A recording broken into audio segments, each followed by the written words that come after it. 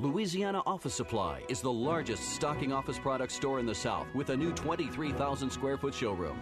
For over 72 years, Louisiana Office Supply has met the demand for quality office products competitively priced with an extensive selection and knowledgeable staff.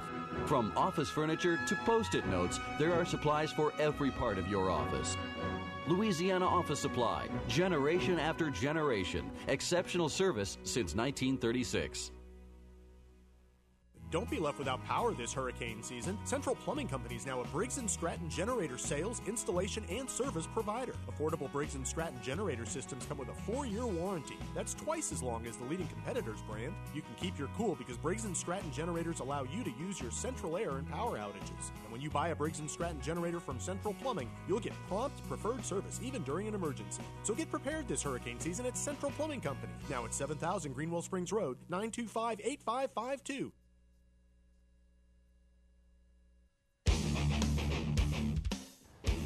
Be sure to go to lafootballmagazine.com, our new website. We got an article today on Kel Buckholz from Denham Springs High School, an article on the big three from Catholic High, Leo Abel, Jesse Daigle, Scott Ray. Check out lafootballmagazine.com. Tomorrow we got a report on UL written by Kimberly Wooten. We got an article on Bubby Brister in a couple of days. So every day, go to the site, read on your top recruits, former Louisiana pro greats. We go back to Gil Guillory and Sean Jordan. I want to mention this. Gil and Sean, you ever watch at 2 in the morning, you know, I'm getting a glass of milk and I'm watching a World's Strongest Man event. I don't know why I'm watching it. But there's nothing else on. Uh-huh. And you watch the guy throw 200-pound barrels behind his head, you know, right. 30 feet high. I'd like to see some of these guys getting MMA. You think they'd last long, Sean? I think it'd be a real tough transition for them, mostly because the endurance factor. You can be big and strong, but if you can't move around and work for prolonged periods of time, then you're not going to make it. And all of them are from another country, so that's you were talking about, Gil. MMA kind of started outside the United States. Well, yeah, they've been fighting mixed style matches for hundreds of years. Brazil was really a hotbed, and then of course Japan had a lot of shoot fighting also. But the Vale Tudo style matches, all the way from the 1900s on, and the UFC really exploded on the scene in '93 when one of the Gracies himself, they brought, I think it was Royler Gracie, brought it here and decided that it would be a good idea. And of course, we've been in an uphill battle since then because people they're gradually becoming more and more used to it. But I'm fighting, as a promoter, I fight constantly to get people to understand that we're not a violent sport. It's not a blood sport. It's really it's a fantastic sport. And those guys that have all that power and everything, they don't have what it takes they have that strength in one direction. Yeah. Where you take an athlete like Sean, once he made the transition to MMA, or even I from football to MMA, it's not a one-directional thing. You have to have that strength and speed, flow in every direction possible. So it's a hard transition for them. And we were talking about this earlier, that MMA is young and innocent to where you go fight, you knock a guy out in 10 seconds, you do it, right? There's no holdback. There's no setups. No setups. No setup fights. No setups, no. So that's why you got 11 of them. Yeah. When you're coming up, you got 11 different matches or more, huh? Is it 11? Well, for me? For you. I had 4 MMA fights. No, I mean the event coming up. Oh, the show coming up. I'm sorry. The show we had 16. We're down to 14 right now. 14, though. I mean, well, some guys break hands. Another guy broke his ribs, but we're getting a replacement for him. But the October 9th show, guys, we have 14 bouts, and that's featuring all of Team Louisiana versus guys from Florida. We're going to set the weekend off right for LSU, Florida. And we're just going to stomp them and kick them right back out the River Center, man. They're coming. And I might take their manager and have a bonus match. Me and their manager in the cage. Let's do it. The guys over 30 and the over 35-year-old crowd, you know. Or somebody's grandmother. I'll take her, too, you know. Who knows, you know. Whatever. I saw today on AP that Herschel Walker's coming out of retirement to martial arts. 47. Yeah, but he's been training a long time, so people shouldn't judge him yet. He's been training a long time in MMA. He's been a martial artist his whole life. So guys always kept himself in condition. He's never smoked, doesn't drink, Christian man, body of a Greek god at 47. You have to match him correctly. Yeah. He can make some money for himself, make some money for the promotion. Will he ever be a champion? No, there's no way. But he can win some fights, create a lot of buzz, and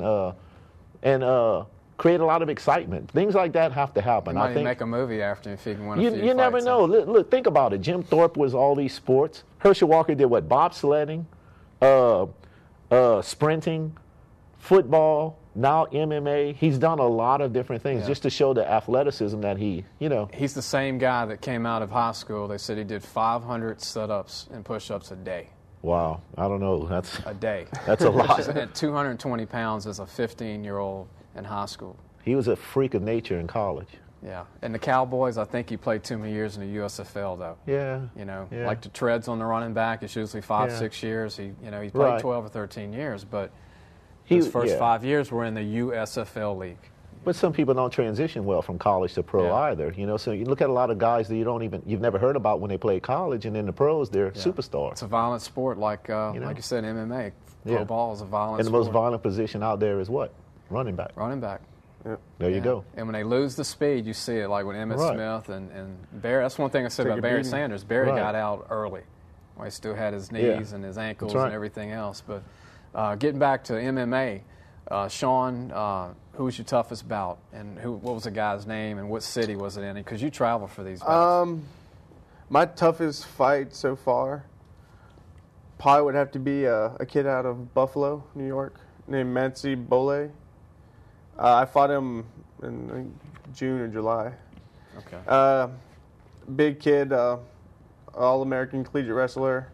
He's a tough kid, well-rounded fighter. We still haven't banged. He dropped me in the first round. We got back up and I knocked him out. But you knocked him out. Yeah, but he was a tough kid. Really, really good guy too. So Where was he from? He was from Buffalo. New York. Mm-hmm. Cold place. Yeah, he was a good guy, and those are the fights you like to take. Anything broken so far since you've been doing this? Any bones broke? I broke my hand in my first fight. First fight? Yeah, first punch. How many weeks you out? I was out about 6 weeks. It was actually right before. It was 2 weeks after the national championship game. Just 6 weeks? Yeah, I was out. I took it off. I had to bench for pro day, so. That's amazing. I took the cast off the day before. Same guy that benches 6'10". Right. Can throw me and Gil across this room right now if he wanted to. But I could punch him in the face. That's my only chance.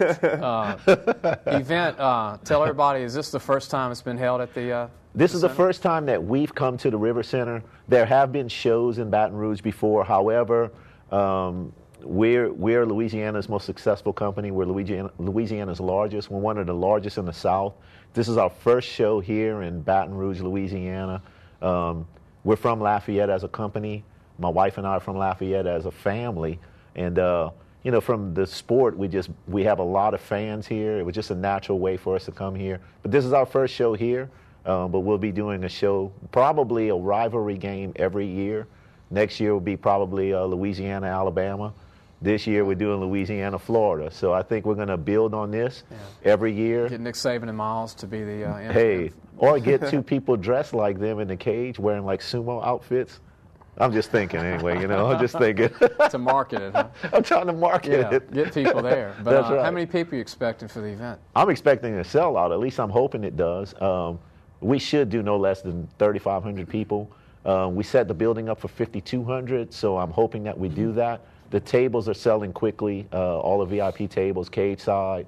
That's selling really, really fast. But right now, I couldn't be happier. Well, I could always ask for more as far as ticket sales, but it's going really well. What's the ticket price to go through the door? Ticket price is $20 for general admission tickets. We have $30, $40 tickets, but the majority of our tickets are $20. We try to keep it affordable for everyone that wants to come so that they can afford it. We're not out there to take advantage. We want to give them a good quality product, entertain the fans, and and make sure that we come back. So $20, man, is very simple. I mean, there's a lot of boxing fans in this city. A lot of boxing fans. And Lafayette. And a lot of MMA fans. And New Orleans. New Orleans also. So Lafayette's my home. We have a whole slew of people coming from Lafayette. I don't really have to worry about them. Our people support us, man. They come. And Sean, you got Trey Bill. You're back. It's kind of like your manager, right? Yeah. Trey Bill, local big Trey's LSU guy. Great guy. And he's always, is he by the ring with you? I know Trey. Is he there helping you?